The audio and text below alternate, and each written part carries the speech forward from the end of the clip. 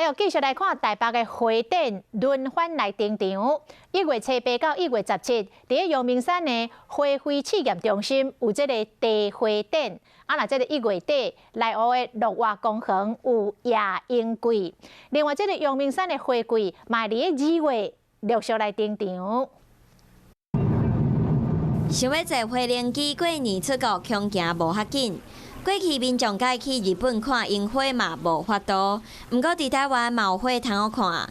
伫台北就有3种花节活动，头先是2021地花展伫阳明山花卉试验中心，1月8号到1月17结束，总共有10天。目前园区内底有5000多丛的地花，超过300种。看无日本的樱花，台北嘛有通好看。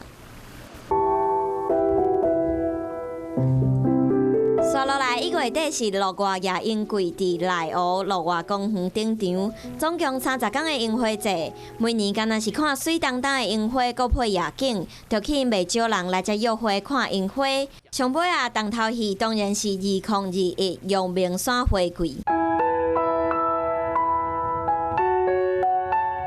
阳明山公园每年花季拢吸引真侪民众上山，地花、樱花、道观全部拢总有。